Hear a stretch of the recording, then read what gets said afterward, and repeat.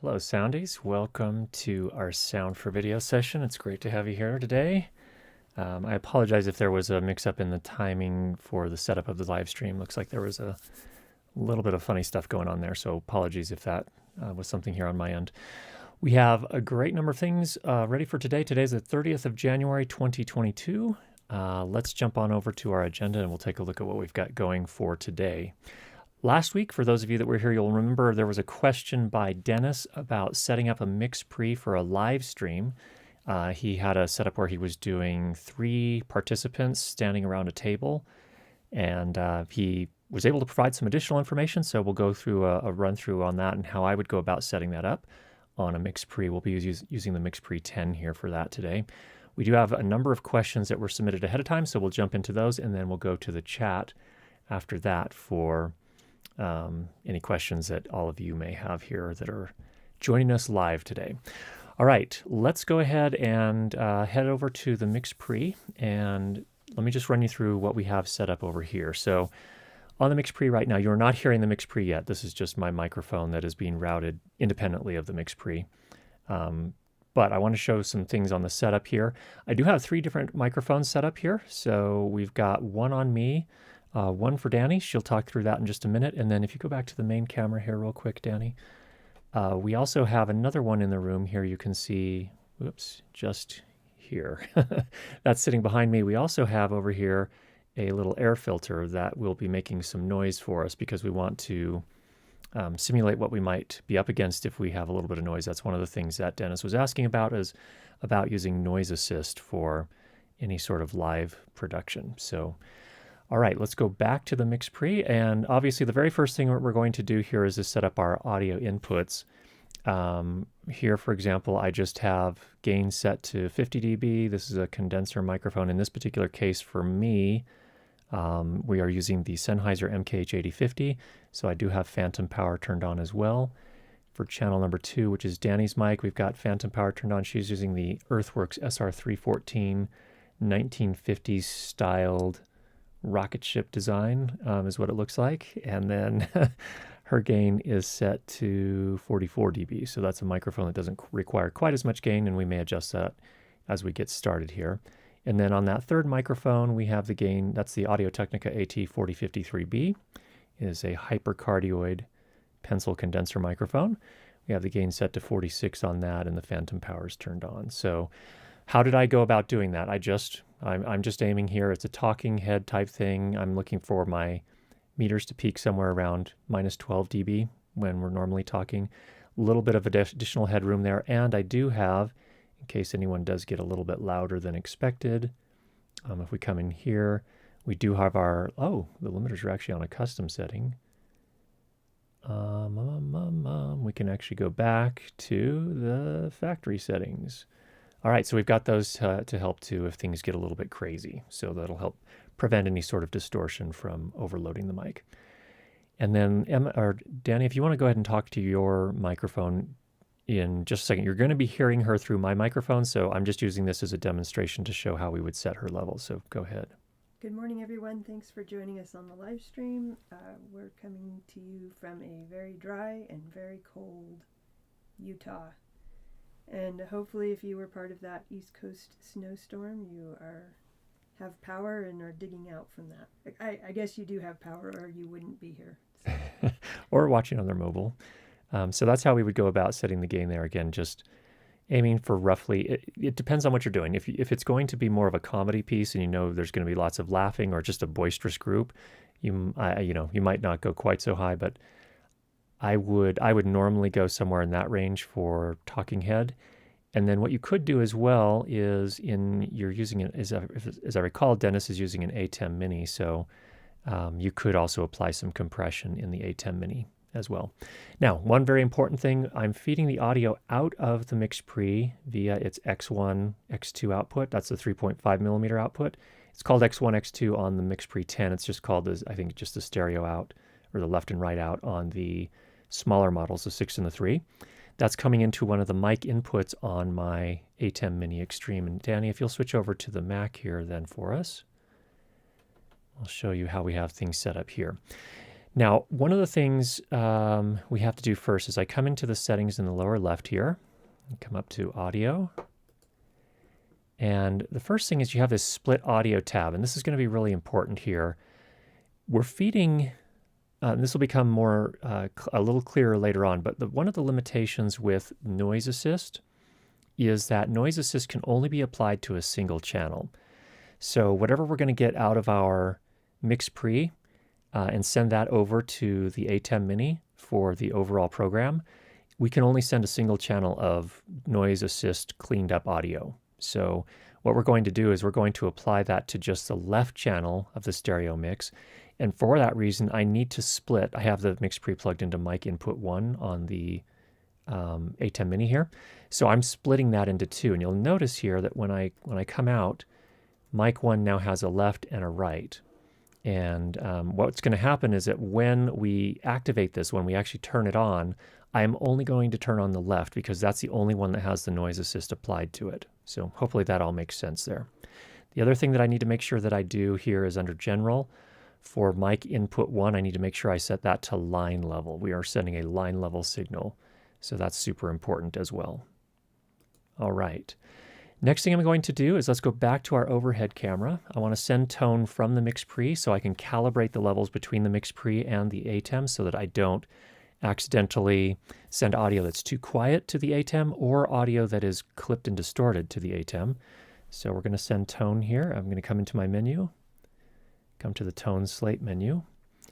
I have it set to -20 dB full scale. I'm going to go ahead and turn that on. Okay, so that's coming out of there. You're not hearing it on the stream though. Okay, good. I don't want to blow everyone's ears out. Now, once I have that on, let's go back to the Mac. And on the Mac, you can see here, I am looking at the levels here, and I want to get that as close to -20 as I can. And the way I do that is I come, sorry to have you keep switching. Let's go back to the MixPre again. I'm going to come into my menus. I'm going to go to the outputs. Whoops. Let's hop out of that. Into the menus, into outputs. I am going to go, in this case, to the second page to get to my X1 and X2 outputs, and I can adjust the gain here. So I'm going to adjust this until I get the meters in the ATEM also at -20. So Danny, if you'll go ahead and switch back to the Mac again.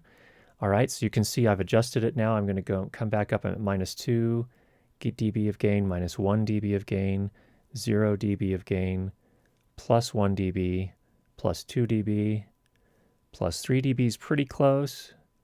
If I go to 4, it goes over just a little bit, so I'm going to go back down to 3 dB of gain. Okay, then we'll come back to the MixPre, and I can go ahead and set that. I'm going to pop back out of the menus here, go back to my tone menu, and I can turn the tone off at this point. Okay.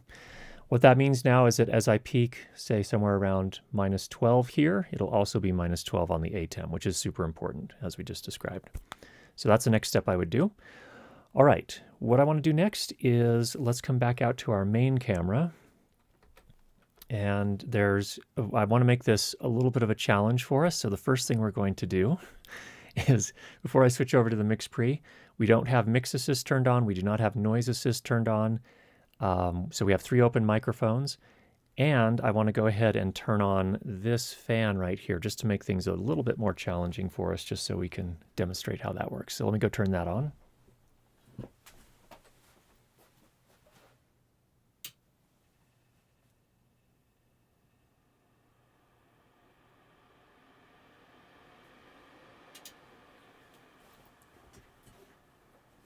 All right, we'll start with the low setting. We may come back and bump that up to the high setting as well. But I just want to see if you can hear that.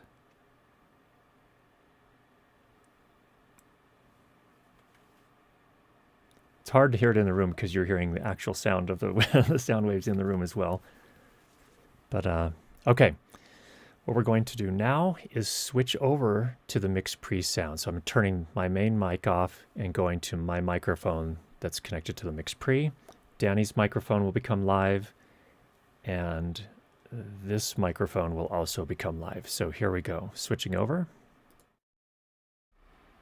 Okay, there we are, switched over. So this is me now on the MKH8050. This is Danny on the Earthworks, whatever it is. Danny on the Earthworks, and I'm going to go talk into that one just to make sure. You can definitely hear some fan. Yes. Okay. The reason we have the third microphone, by the way, is just to illustrate this is our fictional third person on the live stream. And then the fan, of course, is to just make a little bit of ambient noise so that that would be like many places where you have fans and lights or other HVAC or things like that. So that's what we're trying to simulate here. Let me go talk into that mic just a second.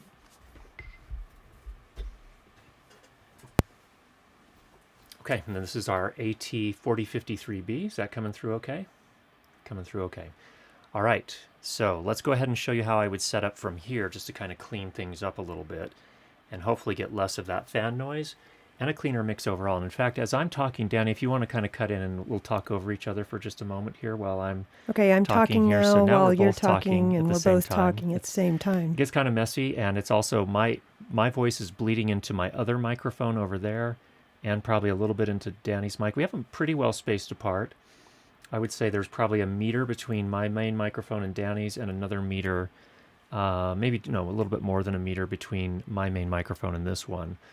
But nevertheless, we're still getting a little bit of bleed. So coming back over to this one, let's hop into the overhead camera again and show you how we, yes, I'm going to listen to these. Okay. All right. So the first thing is let's turn on the NoiseAssist first. So we're going to come into the main menu here, and NoiseAssist is actually found under the System menu. So go to System, and then on the second page here, we have NoiseAssist. All right. As I mentioned before, we are running NoiseAssist. You only get one channel or bus that you can apply this to at a time. That's just a limitation of the MixPre. So Dennis, one of the things that you mentioned in your original question, and actually some of your clarification, was you said, hey, I have 3 people kind of as standing around a table that'll be talking. I'm trying to go for a little bit, or considering going for a little bit of a stereophonic effect.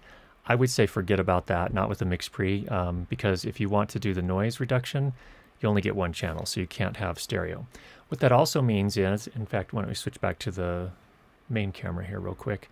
What that also means is that if you are playing music for the intro and outro of your live stream, you probably want to run that audio directly into the ATEM, not through the MixPre, because you're only going to be sending a mono feed from the MixPre into the ATEM. So most music is mixed stereo these days, so it has been for a number of years. So you'll want to probably play the music back from a computer that's plugged into the ATEM or into the other mic input on the ATEM, so you'll get the full stereo effect on the music, and then you'll have a mono mix of the speaking. So back over to the overhead cam here. All right, so I'm going to go ahead and apply that to the left channel of the mix. That's what's shown down here in blue. That's how we set up our ATEM Mini. It's going to take the left from the output on the MixPre. Go ahead and turn that on, and you can hear the difference. Here, I'll be silent for just a moment. You can hear the fan. And now NoiseAssist is on. So that's the difference that you'll hear there. Do I sound phasey? Sounds a little phasey. Maybe I don't know how all you are hearing that over there, but that is what we're getting with NoiseAssist. Okay. Now let's go back in and let's turn our MixAssist on. And I'm going to come into Inputs. There are comments about the syncing being off. Sync is off? Video, audio, yeah. Okay, well, let's take a look at it. Let's go back to the main camera. All right. Here's a clap test for you. Ooh, yeah. Okay.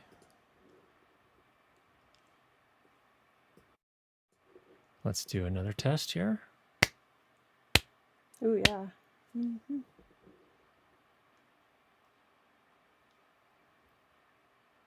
Okay, I need to know if I'm what's happening. Is the sound coming before the video? Do it again. You can't judge it from that because you're getting too much latency. So we have to let people on the stream do it. I would assume 4 frames. So yeah, this is okay. So apologies. I did not do my homework in terms of getting the sync worked out. Sunoga says audio ahead. Audio is ahead. Okay, that makes sense.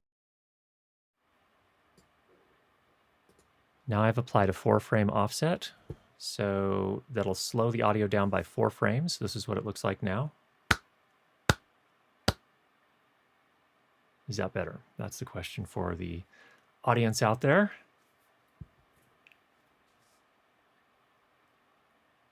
That should be closer at the very least. Somebody asked you to clap again. Clap again, okay.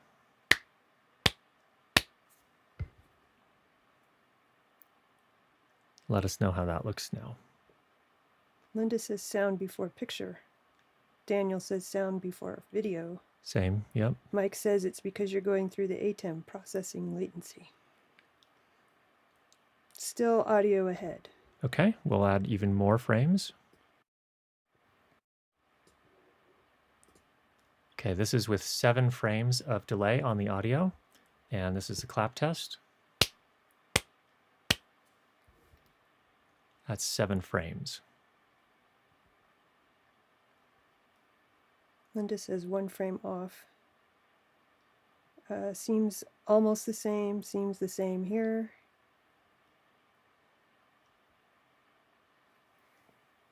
Still audio before video. I think there's quite a bit of latency. I think they're still talking about when we were at 4 frames. That might be. Your first fix, Emma said, better still a little off. So that was before the second fix. Okay. We're going to go with 7 for now. We'll wait for the chat to come in and catch up. Let's go ahead and go back over to the MixPre, and we'll work through that there, and we'll come back to sync. So if you could switch back over to the overhead cam. Okay. So to turn on the MixAssist, I'm going to come into here. Again, that's under, let me just go navigate there again, into the menu, into inputs, second page, MixAssist. Okay, I'm going to turn that on. Okay, there's MixAssist now. That actually seems to take care of, I think it was bleed, so we're getting kind of a comb filtering effect. That sounds a little bit better to me. Okay, now we come back out. Now you'll notice we have the green LED indicates which mic is the active mic. So Danny, if you want to go ahead and talk. Hi, this is me over here in the corner. I am talking into the mic. I'm not sure what to say, so that's why I'm talking like that. Okay, that's all good. And you can see as I start talking, then it switches back to mine. And then if I go talk to this third mic over here, let me do that really quickly. Coming back over to the third microphone. Now we should be getting my audio here in through this third microphone, and you'll notice the third LED is lit. So essentially what it's doing is it's taking my microphone, my main microphone and Danny's microphone, and attenuating those, pulling those back like you're turning down the fader, and it's leaving the fader on this microphone that I'm currently talking through, the third one, wide open so that you're getting mostly me. What that does is it helps prevent my voice from bleeding into the other microphone channels. So it just gets an overall cleaner sound to it. And I've found that this makes especially a big difference. Dennis, you're going to be working with, let me go ahead and switch back over to my mic. Dennis, you're going to be working with 3 people wearing lavalier microphones. So those lavalier microphones are omnidirectional microphones. And in those cases in particular, you can get a little bit more bleed. So this MixAssist should help. So that's what it sounds like with both of them. Let me go ahead and turn both of those off again, just as a comparison, so you can hear what that sounds like. So first we'll come in here and we will turn off MixAssist. Okay, MixAssist is off. Then we come back into the system menu, go to the second page, go to NoiseAssist, and we'll turn that off. All right, and that's with NoiseAssist turned off. So this is what it sounds like with all that noise. Let's go ahead and turn that up to the high setting. Just 1 second. By high setting, I'm referring to the fan that's making the noise.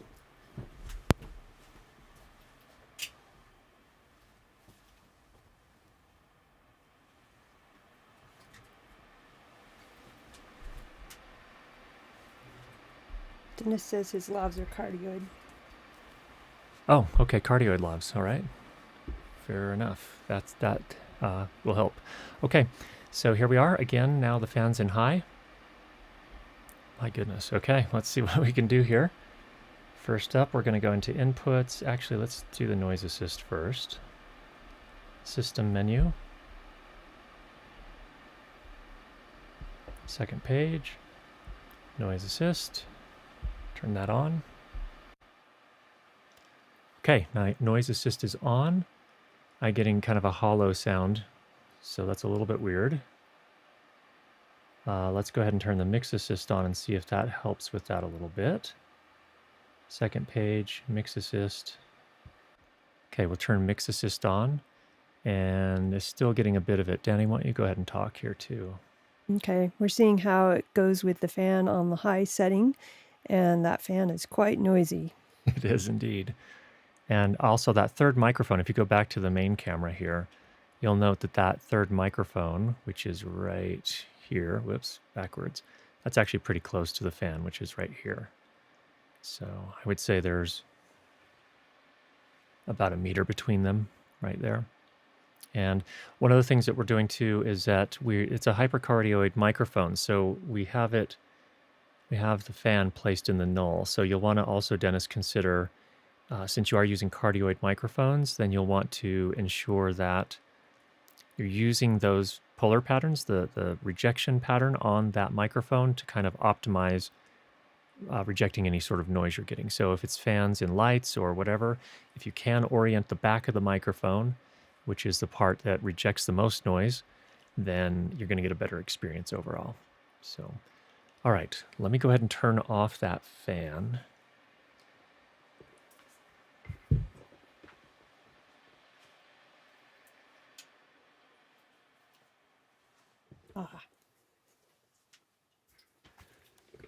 Okay, so that's with the fan off, and let me just notice that you'll also go through your batteries quicker when you're running these things.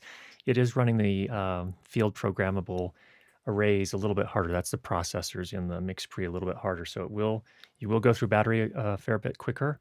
So make sure that you have your power strategy worked out ahead of time. Let's go ahead and turn off the NoiseAssist by going into the System menu, second page, turn that off.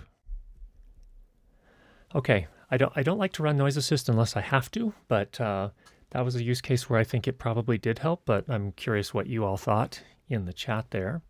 And we'll go ahead and leave it on auto mix for now. Danny, you want to go ahead and take us to the chat and see what people are saying there? Yes. Okay. We've got some things.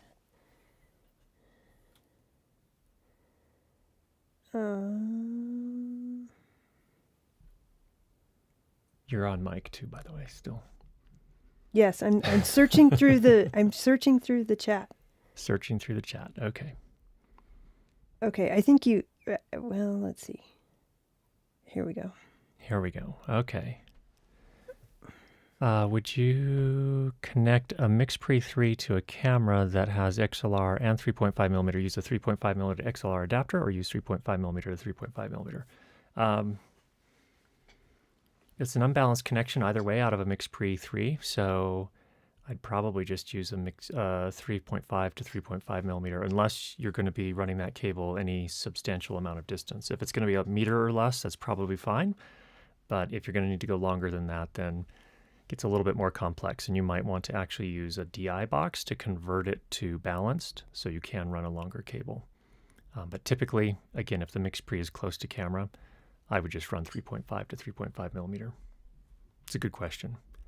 Hey, Paul, thanks so much for the super chat. Appreciate that. With this configuration, when you're using the MixPre in line, real time, instead of recording to it, is it filling the role of a kind of fancy amp or preamp? Yeah, it's actually a mixer. It's filling the role of a mixer, which is, of course, a preamp. So yeah, it's absolutely filling that role. That is a good way to put it, and that's exactly what it's doing. It's a very small mixer, which is pretty handy. Mark says, Sound Devices advised I can send NoiseAssist to the left or right of each channel, pan to the side where NoiseAssist is selected. I've done this a few times, but it seems to mess up MixAssist. Interesting. I'm curious what you thought about our example here. Did it seem to mess with MixAssist here? Curious. Thanks for sharing that, Mark. Andre, do you use compressor now? How is your voice is the similar, but oh, sorry, I'm having a hard time reading. How is your voice is the similar, but you speak out not directly to microphone? Sounds the same, but you're not.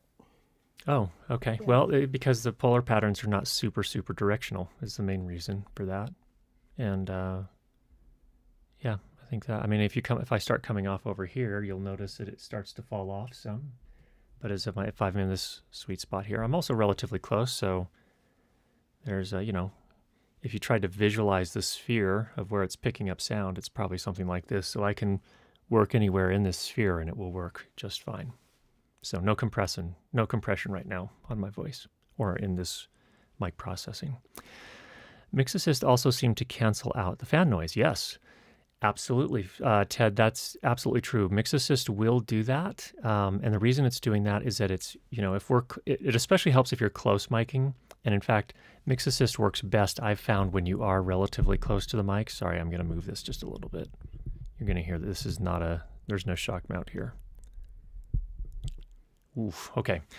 Yes, so what it's doing is when I'm talking, it's essentially turning the fader down on that mic and turning the fader down on Danny's mic. So you're not going to hear someone else breathing. You're not going to hear most of that kind of stuff. They have to make a pretty substantial amount of sound before it'll also include them in the mix. So yes, MixAssist on its own will help with the fan noise as well, which is a great feature. And in fact, I found MixAssist is much lower risk in terms of affecting the audio quality in a bad way.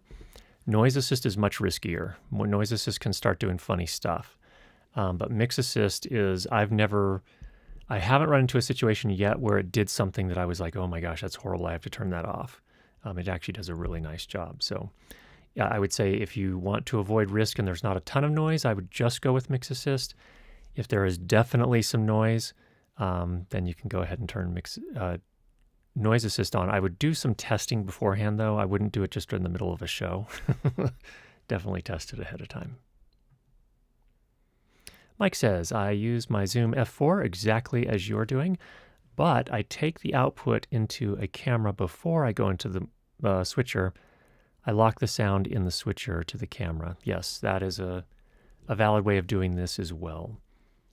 Absolutely. And that's actually typically what I do, but I already have a microphone into my camera, so I couldn't put this. This just made more sense. So that's where we're at there. Thanks, Mike. 2 related questions from 2 different people. Is a noise gate applied with MixAssist? No. So is MixAssist just a gate or a ducker? No. I mean, I guess you could think it kind of like a ducker, but what it does, if we go, actually, let me just go to the Sound Devices website here. Give me just a second to pull that up. Okay, you can go ahead and switch over to that. Let's go to MixAssist. You can hear all my keyboard because, again, I'm using this microphone that does not have any sort of shock mount on it. Here is the MixAssist plugin user guide. Let's go ahead and get that. All right. It actually has 5 different principles, 5 different rules, essentially, that it applies in doing its processing. So for each microphone, an ever-changing automatic threshold is continuously calculated. You can read through the details of this. I don't want to, we do have a number of questions we need to get to, but if you pull down this guide here, it tells you exactly what it's doing, and it's using all of these 5 different rules. So for example, last mic lock-on is if everyone stops talking, and let's go back to the overhead camera really quickly. Okay, so Danny's, go ahead and talk for just a second. I'm talking into the mic, and we're learning about MixAssist, and it's interesting. Okay, now I start talking, now it switches to my mic. Now if we all stop talking, it stays on my microphone. So that's what the last mic lock-on does. But then go ahead and read all of these, and I think it'll make a little bit more sense. It is not using a gate to answer the question. It's not using a traditional gate with a threshold and any of that. It's operating differently. So there will always be at least one microphone open at a time, just so you're aware. And the reason for that is you don't want it to cut off all of the room tone necessarily, because that actually can be really jarring. People, people will actually notice that. I was bumping into Danny's microphone stand there. Sorry about that. Okay, we're going to go ahead and switch back to my microphone. So if you give me just a second here, making the switch. Okay, we're back on my mic. All right. And I definitely see, I don't know where we ended up with sync there, but it looks like we needed to apply quite a few frames of offset there to get that in the right spot. All right, let's hop on over to our questions that we had submitted ahead of time here. There's still more. Oh, more. Oh, we still got to run through these. Okay, sorry, I was getting ahead of myself here. People said MixAssist helps tremendously. NoiseAssist changed the sound profile. We already talked about that. Yep. I think you touched on this. I use the submix out from the F4 because I can set that to minus 40 dB mic level, so straight into camera with no problems. Very good. Yep. If your camera doesn't support line level, then that is a great way to do it. Use that submix. Are your channels panned to the left? No. No panning whatsoever. With the MixAssist or the MixPre setup, no panning. The only panning I did, remember when we ran through the ATEM software control setup, I split the input that was coming from the MixPre into a left channel and right channel, and so I'm only playing back the left channel. That's why you were only hearing the NoiseAssist affected audio through the stream. And what it does is it takes that left channel from the MixPre and it makes it dual mono to play out via the stream. So good question there, Mark. All right, Shoji, for voices with background noise fans, can the Fairlight audio controls in the ATEM Mini come close to simulating what NoiseAssist does? No, it work well. Of what NoiseAssist does? Good question. Dynamics, equalizer. If you want to go and switch to the Mac, let's take a look at that. We do have the expander gate, so it works as I mentioned earlier, Shoji. It works differently, so you can apply both of them. In fact, if you wanted to. I don't generally love gates or expanders because they're pretty fiddly in terms of getting them set, and it's also sometimes they're just ways. They're just times when it just is almost seemingly impossible to get it dialed in exactly, and so there could end up being artifacts. You could.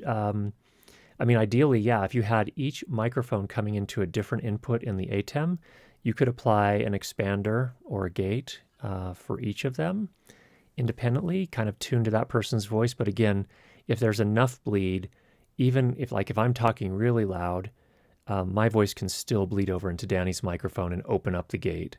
And so you'd get some funny stuff going on there. So not really. Once you go ahead and read through those rules that Sound Devices is applying as part of MixAssist, you'll see that it's actually quite a bit different than a gate and how it does its processing. So good question. It's kind of like a dirty way of doing it, if you will. Quick and dirty way, is what I mean by that. Ronnie says, the noise with NoiseAssist is lower on the third mic and more intense on your booth mic. The assistant seems to be better nearest where the noise is. That could be. That's interesting. Yeah, that's an interesting observation. Okay, from Mark. NoiseAssist seemed to work better than mine. Again, I set NoiseAssist to left bus and then pan the channels to left. Were you set up with the channels pan to the left and NoiseAssist to the left bus? No. MA. What's MA? MixAssist. Okay, your MixAssist seemed to be better. Okay, so yeah, Mark, thank you, Danny, for clarifying that. So no, I was not panned. No panning at all. I was center. I don't know why. I'm curious why Sound Devices suggest panning to the left in that case. I'm not sure. I follow that reasoning. It could be good reasoning. I just not making the connection in my mind yet. Regarding extremely noisy environments, wouldn't NVIDIA AI noise plugin be a good option? Lots more CPU, GPU spent on cleaning noise. Yes, except for the fact that it has a tremendous amount of latency. So which is not necessarily an issue as long as you take the time that, like we did not do here ahead of time, to make sure you get the audio and the video synced up to each other. That'll be tricky because the AI noise plugin is running on a computer. So I guess if you're using OBS, you can apply the offset there. So yeah, I would just make sure you apply the offset, because I think last time I read it's something like 500 milliseconds of latency. It's half a second. So that's a lot of latency. And if your camera happens to be relatively slow in its output from its HDMI, that actually might work out well. But yeah, you'll just want to watch for that latency and sync is the only thing there. Also, I would be careful with that. I've seen some people apply that really heavily. A lot of one of the initial tests of that when it first came out, people were bringing leaf blowers into their house and testing it with things like that, and they applied it and they're like, "Man, this is amazing," and it's like they're talking into a pillow. So yeah, it got rid of a lot of the noise, but it also didn't sound amazing.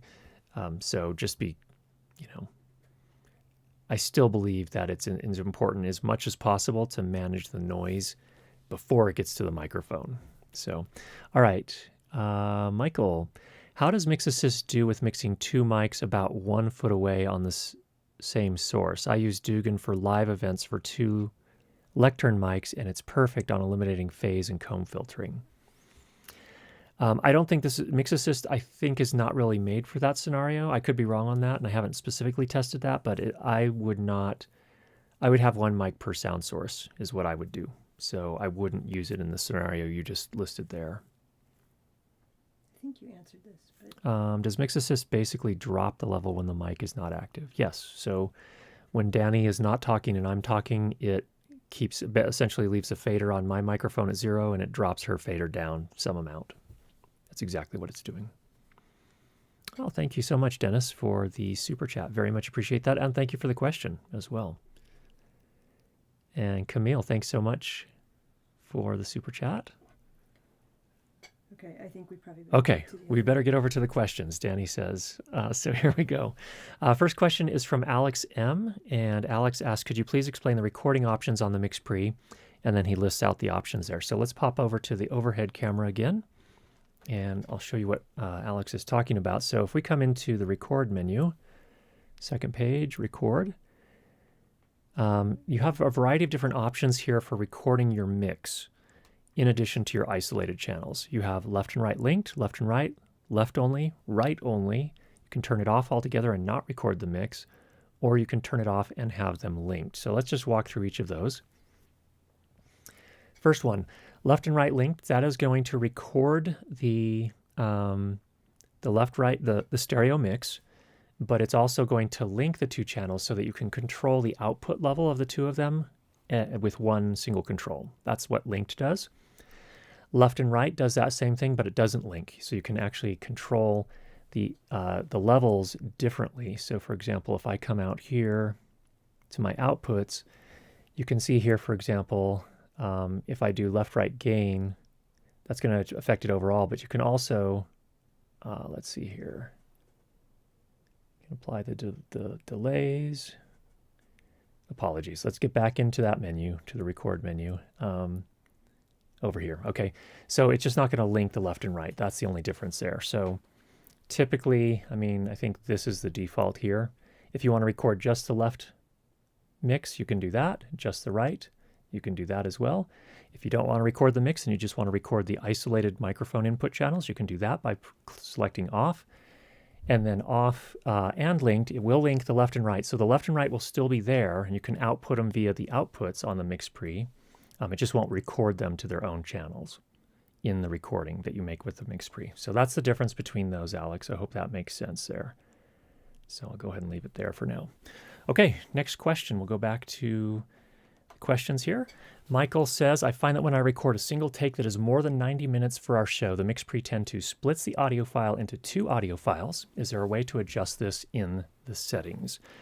Michael, unfortunately, there is not a way to change that in the settings. It is actually a limitation of the FAT file system, which is what is being written to the SD card. The good news is, so that's unfortunately the bad news as far as the MixPre 10 is concerned. The good news is that the newer generation recorders, for example, the Sound Devices 888 and the Scorpio and the 833, actually support a new file system that allows you to record much larger files, so it won't do that splitting. And I can't remember the name of it. I think it has something to do, it's something 64, but it's a different file system that allows you to record longer takes. And actually, maybe it has to do with the wave. I thought it was a file system. Maybe there's a file system limitation, but there also may be a limitation to the wave container format. But in any case, they are addressing that on newer generation recorders, and so someday we will be in a position where we can do that. Unfortunately, on the MixPre 10, for now at least, that is automatically done because it's a limitation of either the file system, the wave container format, or both. So that's where we're at today. Next up from Dan. Dan is actually doing a double-end recording, so he has a remote guest and then he's hosting or something like that. And he just wanted to run through what are some of the settings that I should be using. He's using Zoom as the way to communicate back and forth. He has a MixPre for recording himself on his end, and the remote guest has a Zoom recorder on their end, a Zoom H or a Zoom F series recorders, I'm not sure which. So they'll set both of those up as audio interfaces on their computers, and then they'll each record on their own end. So this is a pretty wide open question, and so probably, Dan, what I'm going to ask you to do is tell me what it is in email, if you wouldn't mind just replying back, and we can get into more details here. But I would basically do just a solo recording on each end and then get the files at the end. I would also suggest this. You might want to look at other services. Zoom is not the best in terms of audio quality, and I've used Zoom a lot. I use it every day, in fact, but I try to avoid it when it comes to recording. What you can do is there are other services out there like Riverside.fm. There's also, what is the one that does just audio? I don't know if you need video as well, but if you just need audio, there are several of those as well. I think there's Zencaster. I don't have as much familiarity with that one. There's another one called, what's it called? Clear, something Clear. Anyway, you can do, it's basically made as a podcast recorder, audio only. It uses a Chrome browser, and it uses a specific codec that the Chrome browser supports, and it records much higher quality audio. And then you don't have to fiddle with, sending files back and forth. All of that's taken care of, and that's true of Riverside.fm and several of the other newer services as well. So you might look into one of those as well. Then you have two questions here about minimum speed deemed acceptable for this type of interview. I assume you're talking about internet bandwidth. And there are a few things. In my experience, we had some guests on a live stream that we did at work, and some of those people were working at home, and they had, they thought, okay, I have high-speed internet, which indeed they did, but the problem was it was asymmetric. So what that means is that their download speeds were plenty fast, but their upload speeds were not that fast.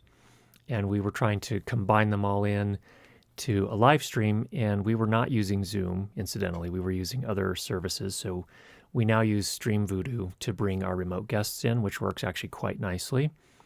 But what we found is that a lot of those people that were working at home had internet where they could get easily 20 megabits plus downstream, but upstream, they were only getting maybe 2 or 3.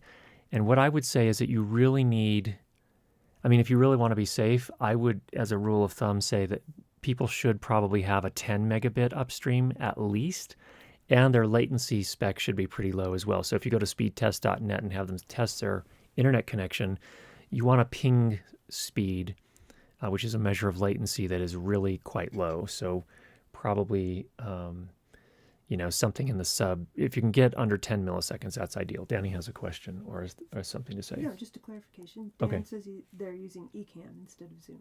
Oh, Ecamm. Oh, okay, Ecamm, great, yeah. Oh, well, that makes things a lot different then. I think you're just going to want to be at the same sample rate, and I'm assuming that it's probably going to take care of some of that on its own, but I would probably just set both of your MixPre and their Zoom F recorder or H recorder, whatever it is, to 48 kilohertz. Just get your levels, set it to a healthy level, peaking somewhere around -12. That's the main thing, really. I don't know about if there's a lot more than that.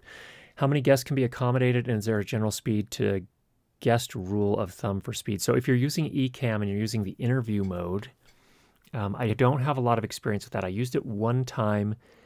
We did run into some issues where the remote guest, we were about an hour and 20 minutes into the interview, and his end started doing something funny. I don't know if that was Ecamm or his internet connection. I think it was probably his internet connection, but I would say, again, if you can have them with an upload speed of at least 10 megabits, but I would prefer something higher than that if you can. And then on your end, if you are going, especially if you're going to be streaming that, not just recording it, you're going to need substantially more because you're receiving their stream, combining it with yours, and then sending that out to whatever services you're streaming to. So you're going to need even more. And I would say basically for each,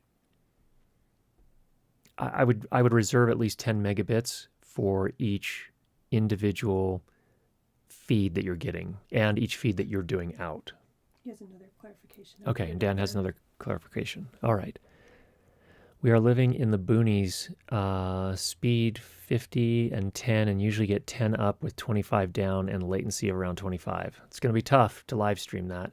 Recording could probably work okay, just recording locally with Ecamm, but streaming that at the same time you're doing the interview is going to be a long shot, unless they're doing some really good compression that maintains itself. So it's going to be a tough one down. But I would experiment with it first. Do a private stream and do an experiment if you can. Get your guest, or if your guest can't do it, some other guest to do it, just to do some testing and just make sure that it holds up okay. But that's going to be a pretty tight internet connection there. I understand about the boonies. We're in the boonies too, and it's funny. We have great internet here. We actually got fiber to our home here, but our neighbors literally just down here are struggling to get decent internet of any sort, and they're not even streaming. So they're not doing outbound streaming, I should say, as far as I'm aware. So hopefully that helps a little bit. Okay, next question from Michael. I'm about to buy a MixPre for the core equipment for a documentary project. I'm really drawn to the 32-bit dynamic range that will protect me from some fatal mistakes. First up, Michael, I wish you the very best in buying a MixPre. They're really hard to source right now. I think there's some supply chain issues and they're just not very available. So I hope, hopefully you can find one. Okay. Continuing on, I'm running a lean crew and like the MixPre mounted on my Ursa 12 or 6K or the camera mounted on it. I need them in the same place so I can monitor sound levels while sticking close to the filming controls. Any advice on this? Yes. First, don't try to mount an Ursa 12K or 6K on top of a MixPre. It only has a quarter 20 connection point, and those are both pretty big cameras. I would do it the inverse way. I would mount the MixPre on top of the Ursa. So you can probably get one of those friction arms. I don't know if you have the top handle or a top handle of some sort for either of those cameras, but if you have somewhere you can get a quarter 20 or a 3/8, ideally a 3/8 inch connection. You'll need a quarter inch for the MixPre side of things, but one of those friction arms should do a nice job for you on that.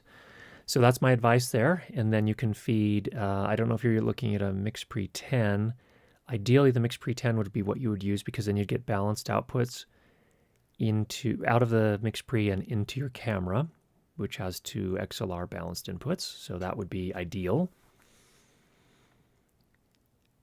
Those are my main pieces of advice on that. If you have more specific things as well, happy to answer those. And then you also mentioned you'd like to sync time code on the cameras and the MixPre, just not sure the best way, stability and investment to do that. What you can do is you probably just need, if you're shooting with 2 cameras, an Ursa 12K and 6K at the same time, you can actually feed the output of the MixPre. You can jam the tentacle to the MixPre, then output the timecode output of the MixPre into your whichever Ursa you're attached to, and then connect the tentacle to the other Ursa is how I would generally go about that. There'll be some nuances in terms of the cables you need. I believe it's a BNC style input for timecode on the Ursas. So you'll just need to get whichever MixPre you end up with. If you end up with the 10, it'll be a BNC to BNC, which is really convenient. If you're going with the MixPre 6 or MixPre 3, then you'll need a 3.5 millimeter output for the timecode to a BNC. So you'll have to get a kind of a special cable there. But that's the high level on how that'll work, Michael. All right. Next question. We have 10 minutes and we have two really tough questions that I need help from the community on. Danny is going to be producing a live show, and it's going to have a component where there'll be 12 to 20 people in a kind of an auditorium or a conference area. Well, let me just read it and see. We'll get his words.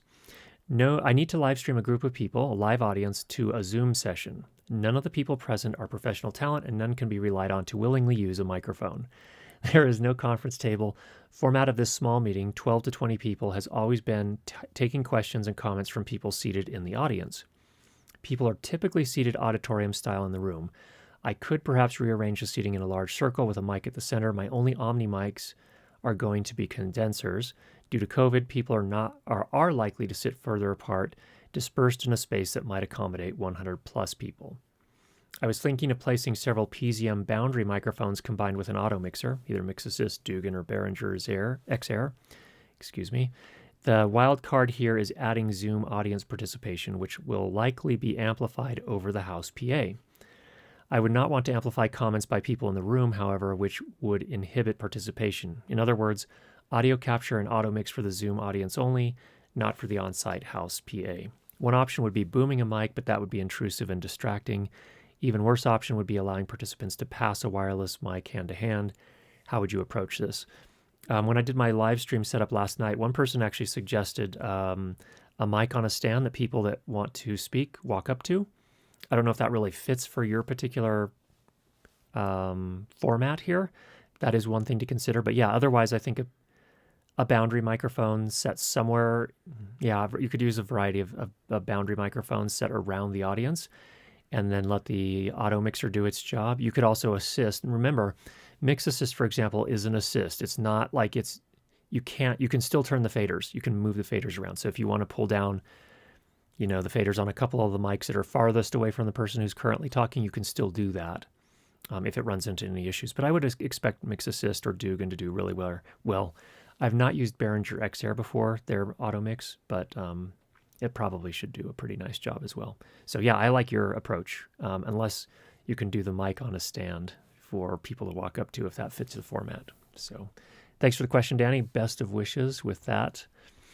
Last question I don't know the answer to, but I brought it here because I have a suspicion, but I'm wondering if anyone here in the community has some information for Roland that would help him. He says, why is it that when I listen on my MacBook to my own voice after being processed externally with effects in the A10 Mini Extreme ISO or a Midas MR18 mixer and sending it to the MacBook via USB, its timbre sounds different when I listen to it on the MacBook through QuickTime Audio Recorder versus QuickTime Video Recorder versus VLC versus Hindenburg Journalist Pro, which is basically a digital audio workstation.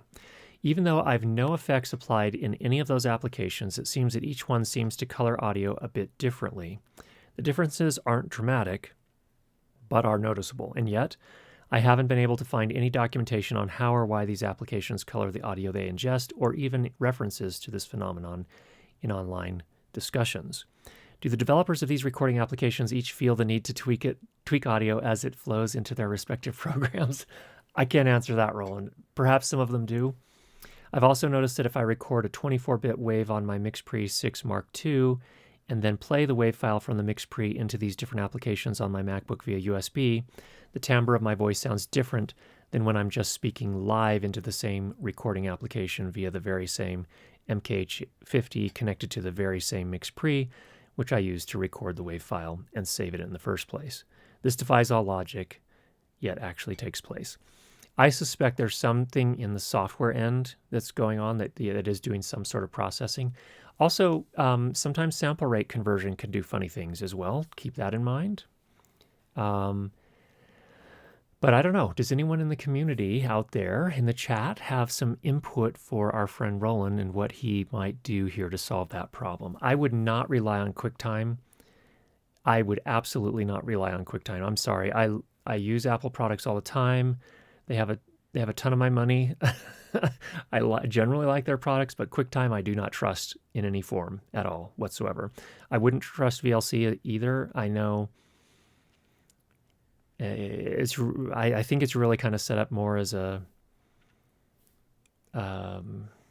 like a playback device, and it's not necessarily meant for professional work. So I would be a little leery of that. Hindenburg, I don't know if Hindenburg is trying to make things easy and applying some sort of processing under the covers, but you should be able to contact their support and get an answer to that one. So any comments in the chat? Love to hear what people have to say there as well. We have a comment on the previous question. Oh. With the room. Previous question from Danny. Okay. Yeah. Christopher says, something like an Allen and Heath AHM series with acoustic echo cancellation. It's a pretty common thing for conference room integration solutions. Good one. Thanks, Christopher, for that. And then we had a comment that I think goes back to the Zoom meeting recording thing. Okay. Back here. So Soji, would using the A10 Mini Pro USB record function to record a Zoom meeting be a higher quality recording than using the built-in Zoom recording feature? I don't know the answer to that because I don't know what the Zoom recording functionality on the software end is doing. I would doubt it, but it's worth a test. So I don't know the answer to that.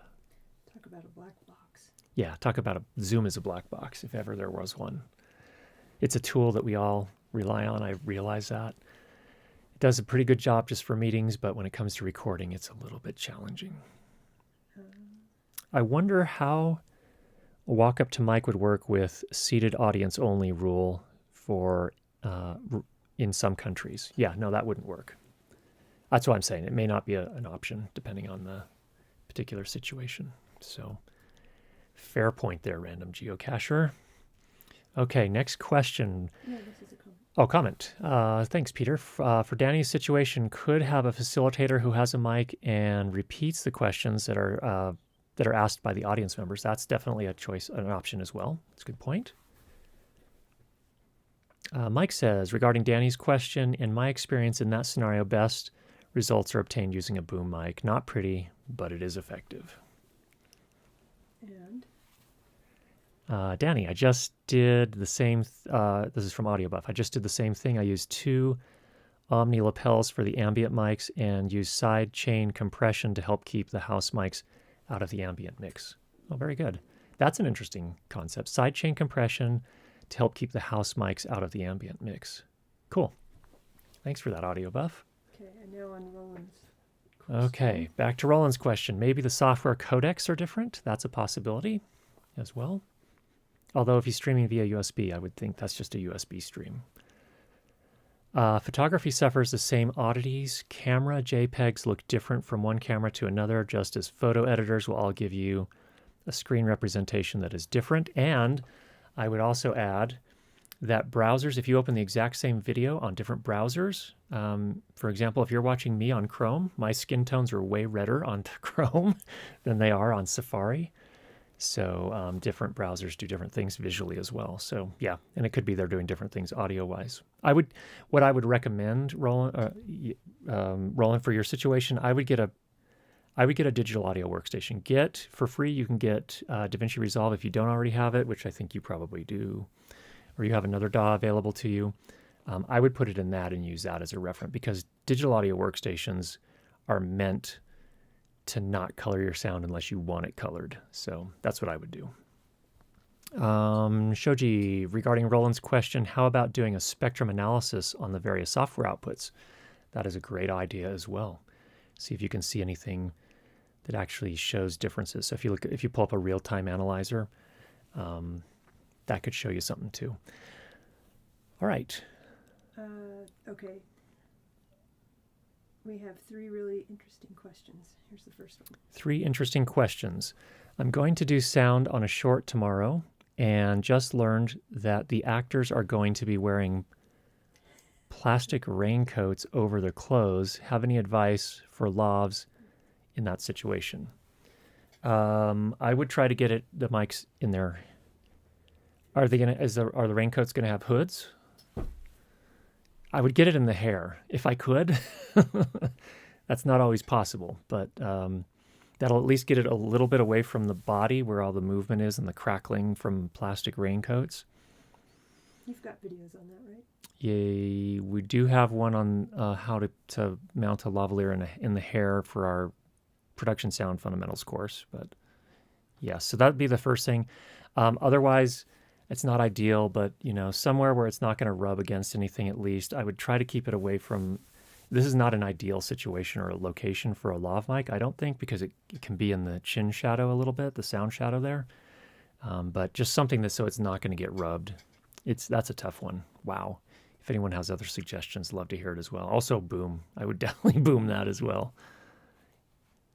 Any plans for Sound Devices 8 Series deep dive class? I'm getting a few more requests for that, so maybe we should do some at some point. But I've just always felt like most of the people that are buying those already know how to use them, but it sounds like maybe I'm wrong on that. So maybe so. I need to get enough time to put it together. Next question is from Dennis. How would you apply EQ with a MixPre for a live situation? Pre-MixPre in hardware or in A10 Mini? Probably in the A10 Mini. Just to keep, I always try to keep the signal chain as clean and simple as possible. Adding another thing in front of a MixPre, at that point I wonder if the MixPre is even worth it. So I would do it. I would keep it simple and do it in the ATEM if you need to do some EQ. That's a short version. Eric says, I have a DPA 4060, so I think I'm going to try to put them in the hair, but just now the collar is the only option I think can work. Yeah. That may be it. Somebody else said. For raincoats, go straight to skin. Where would you go to skin on that? I'm curious. Could be a good option. I have heard of, sometimes people hiding lavs just right up here. If they're going to be wearing a hood, I don't know how that's going to... You're going to have to experiment some too, to be honest. The ceiling is solo. I don't think it's possible to boom even with an 8050 and a right angle XLR connector. Wow. Okay. Well, I would be super open with the director and let them know this is experimental. It's really hard to make this work. I can't promise we're going to get great sound. Also, by the way, do we have a budget for ADR? Just so that they know, so they're not disappointed. I think it's really important for directors to know that. And actually, if you can have one of the actors wired up, put your headphones on the director and let them hear what it's sounding like, just so that they are 100% convinced and understand what they're getting into. They need to be armed with that information so they can make the decision about how they want to proceed. And I know that's a lot to ask because directors have a lot going on, but it is your job as a sound mixer to make sure they can make good decisions and give them the information they need to do that. All right, next question. Is our last one? We had the same problem on our meeting. Like Danny, we connected up to 16 mic to an X Air 18 and set auto mix. All in combination. It worked very well. There you go. Auto mix may be your answer there, Danny. Maybe a good choice. Okay, I guess we could take that one. All right. Is NoiseAssist included on the MixPre purchase? No, it is not. It is a $300 plugin that you add on. MixAssist is a $99 plugin. So I'm glad you asked that, Shoji. They do not come standard with the MixPre. They are add-ons. Oh, Eric adds the raincoat situation. The conversation has already happened. Good on you. Yes. Good on you. Okay. And that's all you can do as the mixer. You can just you just have to give the director what you're working with. So, and just make sure they know so they can make a good decision. All right, everybody. Thanks so much for coming to the live stream today. I hope this was helpful for you. Thanks for the contributions that everybody has made. Get out there and make some great sound, and we'll talk to you again next week. Take care, everybody.